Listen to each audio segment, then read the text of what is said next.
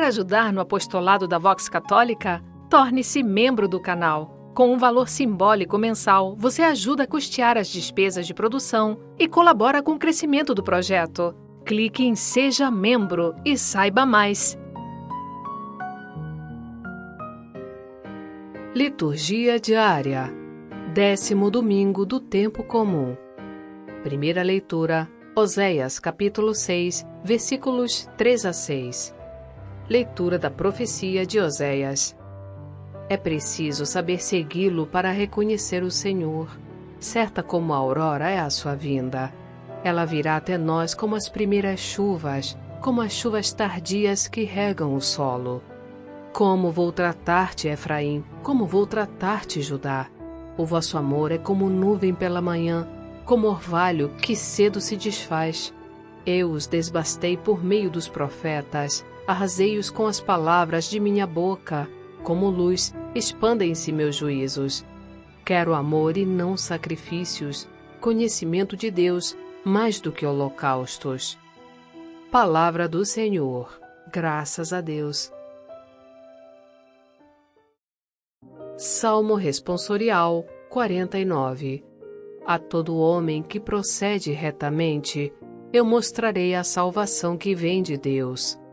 Falou o Senhor Deus, chamou a terra, do sol nascente ao sol poente a convocou. Eu não venho censurar teus sacrifícios, pois sempre estão perante mim teus holocaustos. Não te diria se com fome eu estivesse, porque é meu o universo e todo ser. Porventura comerei carne de touros, beberei acaso sangue de carneiros, imola a Deus um sacrifício de louvor, e cumpre os votos que fizeste ao Altíssimo. Invoca-me no dia da angústia, e então te livrarei e has de louvar-me. A todo homem que procede retamente, eu mostrarei a salvação que vem de Deus. Segunda leitura. Romanos capítulo 4, versículos 18 a 25. Leitura da carta de São Paulo aos Romanos. Irmãos, Abraão, contra toda a humana esperança, firmou-se na esperança e na fé. Assim tornou-se pai de muitos povos, conforme lhe fora dito. Assim será a tua posteridade. Não fraquejou na fé à vista de seu físico desvigorado pela idade, cerca de 100 anos, ou considerando o útero de Sara já incapaz de conceber. Diante da promessa divina, não duvidou por falta de fé, mas revigorou-se na fé e deu glória a Deus, convencido de que Deus tem poder para cumprir o que prometeu. Esta sua atitude de fé lhe foi creditada como justiça. Afirmando que a fé lhe foi creditada como justiça, a Escritura avisa não só a pessoa de Abraão, mas também a nós, pois a fé será acreditada também para nós, que cremos naquele que ressuscitou dos mortos, Jesus nosso Senhor. Ele, Jesus, foi entregue por causa de nossos pecados e foi ressuscitado para nossa justificação. Palavra do Senhor. Graças a Deus. Evangelho. Mateus capítulo 9, versículos 9 a 13. Proclamação do Evangelho de Jesus Cristo segundo Mateus. Naquele tempo, partindo dali, Jesus viu um homem chamado Mateus, sentado na coletoria de impostos, e disse: Segue-me. Ele se levantou e seguiu a Jesus. Enquanto Jesus estava à mesa em casa de Mateus, vieram muitos cobradores de impostos e pecadores e sentaram-se à mesa com Jesus e seus discípulos. Alguns fariseus viram isso e perguntaram aos discípulos: Por que vosso mestre come com os cobradores de impostos e pecadores? Jesus ouviu a pergunta e respondeu: Aqueles que têm saúde não precisam de médico, mas sim os doentes. Aprendei, pois, o que significa: quero misericórdia e não sacrifício. De fato, eu não vim para chamar os justos, mas os pecadores. Palavra da salvação. Glória a vós, Senhor. Conversando sobre a Palavra, com Antônio Santoro. Oi pessoal, oi Sônia, tudo bem? Sejam muito bem-vindos a mais um programa Conversando sobre a Palavra. Um programa onde a gente tenta levar para vocês uma explicação das leituras da nossa missa dominical numa linguagem fácil, numa linguagem acessível, numa linguagem que todos possam compreender. Gente, antes de começar o nosso programa, mais uma vez, eu não canso de pedir a vocês, nos ajudem a evangelizar. Deixem um joinha nos nossos vídeos, deixem um comentário nos nossos vídeos, compartilhe esse vídeo com outras pessoas, se inscreva no nosso canal. Faça isso agora para você não esquecer, porque lá no finalzinho do vídeo a gente acaba esquecendo. Nos deem essa força para que nós possamos continuar firmes nesse projeto de evangelização. São maneiras para o YouTube reconhecer que o nosso vídeo é importante, é relevante, é escutado, é curtido, é comentado, é compartilhado. E dessa maneira ele também mostra o vídeo para mais pessoas que ainda não conhecem esse trabalho. Faça isso agora, dê um joinha, deixe um comentário, compartilhe o trabalho, se inscreva no nosso canal. Muito obrigado a cada um de vocês. Pessoal, hoje a gente celebra o 10º domingo do tempo comum. E a temática central da nossa liturgia vai focar na preferência que Deus tem pela prática da misericórdia. A prática da misericórdia agrada muito mais a Deus do que os sacrifícios que são feitos pelas pessoas. Isso é uma maneira que Deus tem de nos dizer que não adianta a gente viver uma vida focada apenas em atos externos, uma vida ritual, uma vida só cultual, onde a gente manifesta para o mundo toda a nossa fé e todas as nossas boas intenções. Para Deus, gente, é muito mais agradável uma vida que seja coerente em sua prática com as palavras que são proclamadas pela boca. Uma vida que atenda com coerência ao chamado que Jesus nos faz todos os dias para que nos comprometamos com o seu projeto de salvação. A vida ritual, a vida cultual, ela é importante, mas ela deve servir de alimento, de subsídio para que a nossa vida fora da igreja, fora do culto, corresponda àquilo que nós proclamamos nos nossos rituais, nas nossas celebrações. É essa coerência que agrada a Deus. Na nossa primeira leitura de hoje, a gente vê um trecho retirado do livro do profeta Oséias. A gente vê uma chamada que o profeta dá em relação a uma comunidade que procura controlar e manipular a Deus, mas que não tem uma resposta de vida, que tenha um interesse autêntico em se comprometer de coração verdadeiro e sincero com a sua proposta de vida no dia a dia. Oséias, gente, foi um profeta que exerceu o seu ministério no chamado Reino do Norte, por volta da metade do século 8 a.C. Essa foi uma época muito conturbada para o povo de Israel, uma época marcada por reinados curtos, que geralmente terminavam de maneira violenta, com revoluções, com assassinatos e até mesmo com massacres. Do outro lado, como se já não fossem suficientes tantos episódios de violência interna, as alianças políticas que os governantes do povo estabeleceram com outras nações acabaram causando uma grande instabilidade nacional, que acabou com a perda da independência no ano de 721 a.C., quando a região da Samaria foi devastada pelo rei Salmanasar V, que era o rei da Assíria. Em termos religiosos, foi uma época de grande confusão, por causa das influências que os povos vizinhos tinham sobre a cultura de Israel. A fé em Deus, a fé em Javé, acabou por se misturar com os cultos a outros deuses. Baal e Astarte, que eram deuses cananeus, se tornaram bastante cultuados pelo povo, embora oficialmente Javé continuasse a ser o deus oficial daquela nação. E ainda nós temos as consequências que as alianças políticas com esses povos estrangeiros tiveram internamente para o povo. Um povo que passava a confiar mais no apoio militar dos povos estrangeiros e não confiava mais em Deus como seu protetor, como seu guia, como seu orientador.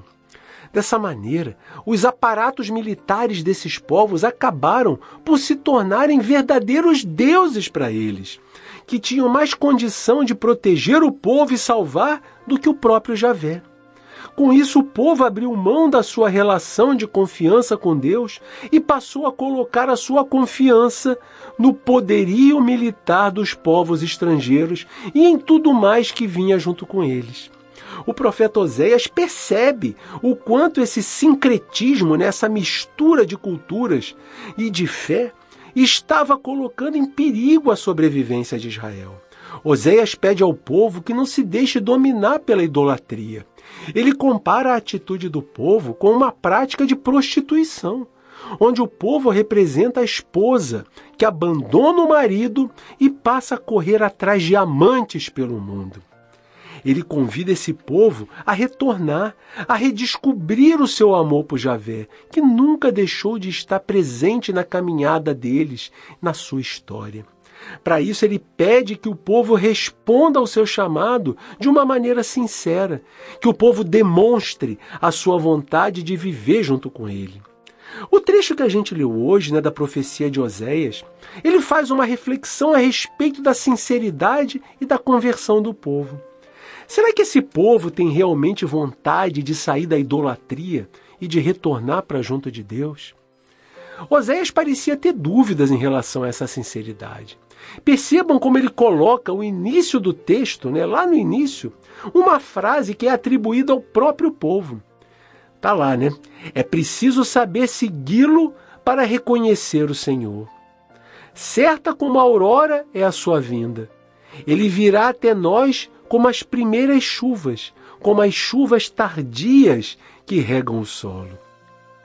Gente, a impressão que a gente tem é que essa é uma declaração com um tom calculista, como se tudo estivesse num ambiente de previsibilidade, do tipo, a gente já sabe como Deus funciona, a gente já sabe perceber as suas ações. Se a gente souber fazer as coisas direitinho, se a gente souber como controlar Deus, porque a gente conhece o seu modo de agir, a gente vai estar num caminho seguro. Então o profeta, ele entende que esse tipo de declaração, que ele coloca na boca do povo, como se fosse uma expressão de sua vontade de se converter, é mais uma tentativa de compreender uma realidade da natureza, de poder dominar essa realidade, do que uma atitude sincera de conversão. Percebem? O povo tenta compreender o modo de agir de Deus para poder agir dentro dos limites que lhe permitia controlar a ação de Deus. E como é que Deus vai reagir a isso? O profeta mostra que Deus não está satisfeito com a atitude do povo. Ele coloca um questionamento na boca de Deus a respeito da maneira como ele vai agir em relação ao povo. Mas a resposta é quase imediata, pessoal. Deus diz que a conversão do povo não é sincera, não é profunda e não tem raiz. É uma conversão superficial, uma verdadeira conversa fiada. Deus diz pela profecia de Oséias que o vosso amor é como nuvem pela manhã, como orvalho que cedo se desfaz. Portanto, gente, o povo não está disposto a mudar o seu modo de agir, o seu proceder, mas está apenas disposto a tentar compreender o modo de agir de Deus para que possa ter, através de atitudes meramente manipulativas, um controle sobre a sua vontade, de maneira que eles possam retomar os seus favores em relação a eles no momento em que eles bem entenderem. Gente, quando não há uma verdadeira decisão de transformar o coração, de mudar o modo de agir, de dentro para fora, o amor que as pessoas dizem ter por Deus, as suas intenções de conversão, elas não passam, de uma declaração de boas intenções, mas que não encontram eco, não encontram sinceridade dentro dos corações. O amor que esse povo está demonstrando para Deus não se manifesta em gestos concretos de bondade, de amor, de justiça, de misericórdia. São apenas gestos externos, gestos cultuais, que não significam nada em si mesmos. São apenas atos exteriores do ser humano, De nada valem os cultos a Deus que não se manifestam, que não refletem em expressões práticas de uma vida, em atitudes do dia a dia, que demonstrem práticas, gestos concretos, realmente voltados para fazer a vontade de Deus, que demonstrem um comprometimento real com o seu projeto de vida para o mundo. É isso que importa. Dizer que Deus quer a misericórdia e não os sacrifícios se encaixa perfeitamente nessa lógica. Significa dizer que Deus não está interessado em gestos externos, em rituais, mesmo que sejam grandiosos e até espalhafatosos, mas que não são a expressão de sentimentos que partem genuinamente de um coração que quer estar próximo de Deus. Isso não quer dizer que Deus, gente, não aprecia as celebrações que a gente faz. O apreço, que a gente tem pelas coisas sagradas, pela nossa igreja. Não é isso. Mas somente isso, desvinculado de gestos concretos de amor, de justiça, de misericórdia com o próximo, somente isso não expressa uma verdadeira atitude de conversão. Isoladamente, gente, isso não agrada a Deus. Pessoal, que essa reflexão sirva para que a gente possa avaliar como é que anda a nossa relação com Deus, como é que anda a nossa adesão a Ele. Nossa adesão é sincera, é verdadeira, ela se reflete em gestos concretos no dia a dia da nossa vida, dentro e fora da igreja. Como é a ligação entre o que eu digo, entre o que eu acredito e o que eu faço, o que eu pratico. As palavras e a prática, elas não podem viver separadas uma da outra. Elas só têm sentido se elas caminharem juntas. Muitas vezes nossa relação com Deus acaba caindo numa rotina monótona, em virtude até da correria que é a nossa vida. E a gente se limita apenas aos gestos rituais, que são corretos sobre o ponto de vista da liturgia e dos mandamentos da nossa igreja. Eles são bons, eles são corretos. Mas é nessa hora que a gente deve pensar se esses gestos, e o que eles significam, encontram reflexo dentro dos nossos corações. Se eles são não apenas uma expressão verbal, uma expressão ritual, mas se eles são uma expressão dos sentimentos e da vontade que a gente tem em nós de sermos seguidores fiéis de Deus, do seu projeto para o mundo. Uma boa maneira da gente fazer essa avaliação talvez seja observar se as nossas orações são apenas uma lista de palavras decoradas, de frases que a gente pensa que a gente precisa repetir todos os dias em determinados horários. Ou se a nossa oração é realmente um momento de encontro com Deus, um momento onde a gente pode conversar sinceramente com Ele, um momento em que também a gente possa fazer um agradecimento sincero por todo o amor que é derramado diariamente nas nossas vidas. A gente avaliar também se a Eucaristia que a gente participa é algo que a gente faz apenas por obrigação de preceito da igreja, ou é realmente um momento de encontro mais profundo com Deus, onde a gente pode aprender através da sua palavra e se alimentar espiritualmente através do seu pão. A gente não pode prestar culto a Deus sem que não nos aproximemos dos nossos irmãos. O nosso encontro com Deus precisa ser concretizado com as obras que nós podemos fazer em favor das pessoas, que possam levar a elas gestos de misericórdia e de amor. É essa interligação da vida espiritual com a vida cotidiana que representa a verdadeira conversão, que representa a verdadeira oração que agrada a Deus. Na segunda leitura de hoje, a gente vê um trecho retirado da carta de São Paulo aos Romanos. Pessoal, quando Paulo escreve essa carta aos Romanos, a sua grande preocupação era que ocorresse, era que não ocorresse uma cisão dentro daquela comunidade, em virtude das divergências que existiam entre os cristãos, que eram oriundos, que eram vindos do judaísmo, e os cristãos que tinham vindo do paganismo. Outras crises parecidas, como as que haviam ocorrido com os coríntios e com os gálatas, sustentavam essa preocupação que Paulo tinha. No ano 49, o imperador romano Cláudio havia expulsado os judeus de Roma. Dessa forma, a comunidade cristã de Roma ficou totalmente nas mãos dos cristãos que tinham vindo do paganismo, uma vez que os judeus não estavam mais lá. Quando os judeus foram retornando, a partir do ano 57, eles encontraram uma comunidade totalmente desassociada das tradições judaicas. Dessa maneira, era inevitável que surgissem críticas por parte desses judeus, que tinham regressado, em relação ao modo como aquela comunidade cristã estava sendo conduzida. Essas discussões acabaram causando um abalo muito grande na comunidade. Então, a intenção de Paulo na sua carta era mostrar para todos os cristãos aquilo que realmente deveria fazer com que eles se unissem. Uma vez que da mesma forma que o pecado teve um impacto universal na humanidade, atingindo a todos, tanto faz se eles eram judeus, se eles eram gregos ou se eles eram romanos.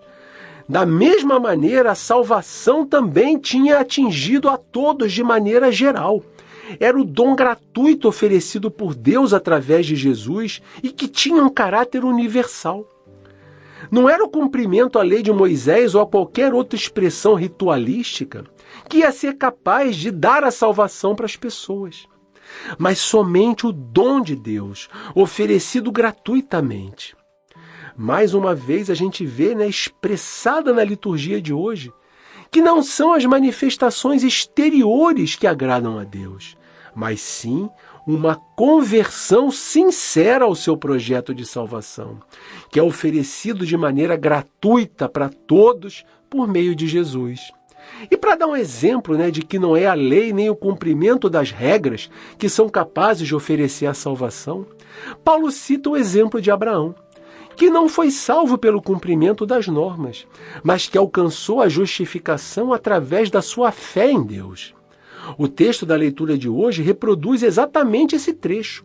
Segundo nos diz Paulo, Abraão se tornou uma referência, um modelo para todos aqueles que acreditam em Deus, justamente por ter sido um modelo de pessoa de fé, uma pessoa que acolheu o dom de Deus que foi oferecido para ele e que soube responder com uma entrega de vida sincera, com uma confiança ilimitada nas promessas que tinham sido feitas a ele da parte de Deus.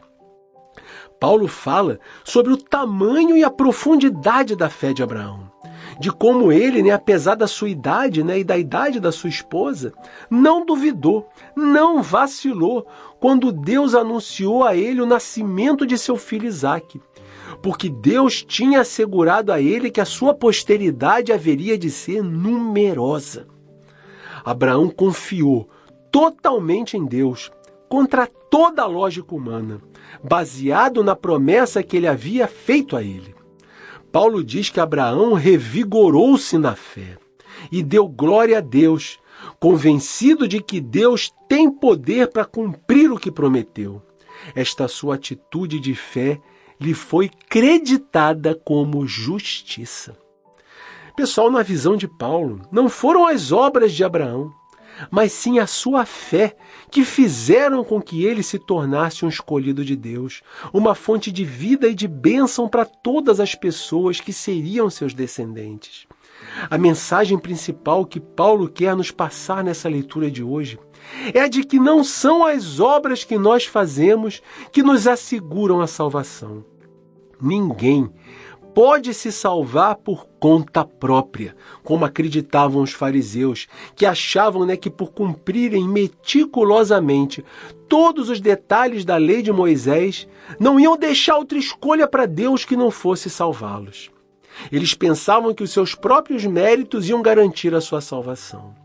Mas Paulo mostra que a salvação não é algo que se possa ser conquistado por mãos humanas, mas é um dom gratuito que é oferecido por Deus a todos aqueles que assim desejarem e acolherem, que com amor e sinceridade viverem o seu projeto de salvação, através das palavras, através de uma adesão da boca e do coração e através dos gestos da sua vida, das atitudes da sua vida que justifiquem as palavras proferidas no momento da sua conversão.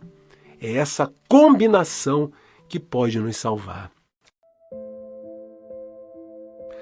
Pessoal, no evangelho de hoje, a gente vê Mateus narrando o episódio da sua própria conversão. Esse texto, gente, ele só pode ser compreendido de forma mais profunda se a gente ler e sentir sobre a perspectiva do próprio Mateus. O evangelista dedica um trecho do seu escrito para narrar como aconteceu o seu próprio chamado por Jesus, como é que se deu o momento em que Jesus tocou no seu coração. E qualquer um de nós sabe como é difícil a gente expressar para as outras pessoas, para a gente tentar mostrar através de palavras o turbilhão de emoções que muitas vezes a gente quer transmitir para aqueles que estão nos ouvindo do nosso lado. Vai ser sempre uma tarefa muito difícil, mas a gente sabe que para aquelas pessoas mais próximas de nós, que convivem diariamente com a gente, que desfrutam de uma certa intimidade com a gente, é sempre um pouco mais fácil a compreensão. Quanto mais a gente é conhecido pelos outros, mais os outros nos compreendem. Mais capacidade eles têm de perceber os detalhes que queremos transmitir quando a gente fala algo. Ou até mesmo eles conseguem nos compreender sem nenhuma palavra, através somente de um gesto, de um olhar, ou até mesmo de um silêncio. Então, para a gente poder tentar compreender como é que foi a alegria que Mateus deve ter sentido ao fazer o seu encontro pessoal com Jesus, a gente precisa conhecer melhor quem era Mateus e como ele se relacionava com a sociedade na qual ele estava inserido. Mateus, gente, era um publicano. Um publicano era um cobrador de impostos e de taxas que trabalhava para o Império Romano. Eles são mencionados em várias passagens do Novo Testamento. Os publicanos, propriamente ditos, eles pertenciam à aristocracia do Império Romano. Eles podiam vender parte dos direitos de arrecadação que eles recebiam em determinada província, ou até empregar vários agentes de coleta, que eram pessoas subordinadas a eles, para que eles realizassem efetivamente a tarefa de cobrar os impostos, as taxas junto das pessoas. E esses subordinados, eles eram contratados para fazer a cobrança nas províncias e podiam ser pessoas nativas daquelas regiões, onde as taxas e os impostos iam ser cobrados. No Novo Testamento, quando a gente vê referência a publicano, a gente está falando justamente dessas pessoas, que eram os coletores subordinados a esses contratadores. E por isso eles eram geralmente nativos da própria região, eram pessoas do próprio povo.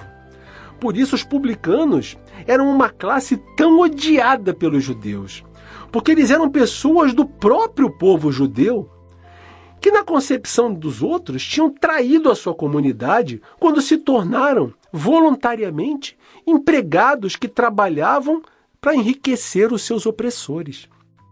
E como se já não bastasse tudo isso, eles ainda eram desprezados por questões de ordem religiosa, uma vez que a própria atividade de cobrança tinha como exigência que eles estivessem sempre em contato com os pagãos, ou seja, com os povos gentios. E esse fato era considerado como gerador de impureza. O contato com um pagão tornava o judeu impuro. Dessa maneira, eles eram considerados impuros cerimonialmente. E os rabinos acabavam por ensinar aos seus alunos que eles deviam evitar, a qualquer custo, sentar na mesa com eles ou manter qualquer tipo de contato social, sob pena deles se contaminarem com a impureza deles. Portanto, gente, os publicanos acabavam por ser excluídos do convívio com as pessoas consideradas decentes. E, consequentemente, eles eram marginalizados e considerados amaldiçoados por Deus. Então, como vocês já puderam perceber, a situação de Mateus realmente não era confortável diante da sua sociedade. Na segunda parte do texto, a gente vê uma controvérsia entre Jesus e os fariseus, pelo fato de Jesus ter ido na casa de Mateus e sentado na mesa para comer com os publicanos. Na mentalidade judaica, a mesa, a refeição, o lugar do banquete, era um lugar de encontro e de confraternização, onde as pessoas estabeleciam laços de comunhão entre elas. Então, se sentar na mesa com alguém era o mesmo que dizer: eu quero estabelecer uma relação de intimidade, de proximidade com você. Por essa razão, gente, o banquete é sempre para Jesus um símbolo apropriado para definir o relacionamento entre as pessoas que deve ser estabelecido no reino de Deus. Um relacionamento de fraternidade, de comunhão e de amor. Quando Jesus senta na mesa junto com os publicanos e com os pecadores, ele está dizendo claramente que ele veio apresentar a sua proposta também para eles. E a única condição para aceitar é participar do banquete junto com ele. É se sentar na mesa, é estabelecer laços de comunhão e de amor com Jesus. Já na visão dos fariseus, que estão muito mais preocupados em cumprir os detalhes da lei, de cumprir os comportamentos externos, é muito difícil perceber essa visão sobre o banquete que Jesus quer mostrar. Mesmo que Jesus diga que são os doentes que precisam de médico e não os que têm saúde. Jesus também cita a frase do profeta Oséias que a gente leu lá na primeira leitura de hoje para expressar essa ideia. Eu quero misericórdia e não sacrifícios. Gente, na perspectiva de Deus, os justos não são aqueles que estão satisfeitos com eles próprios e que por isso vivem isoladamente na sua própria autossuficiência. Na visão de Deus, os justos são aquelas pessoas que estão dispostas a acolher o dom gratuito da salvação que Deus oferece a elas e estão dispostas a aderirem à proposta e ao convite que Deus lhes faz. Não há condição prévia. Para Deus, o que é decisivo não é o cumprimento minucioso de todas as normas religiosas, mas o importante é se confiar incondicionalmente nas suas mãos, conforme Paulo nos falou sobre Abraão na segunda leitura. Deus chama a todos, sem exceção, mas aqueles que já se consideram bons o suficiente, dificilmente vão responder a esse chamado da maneira como eles deveriam.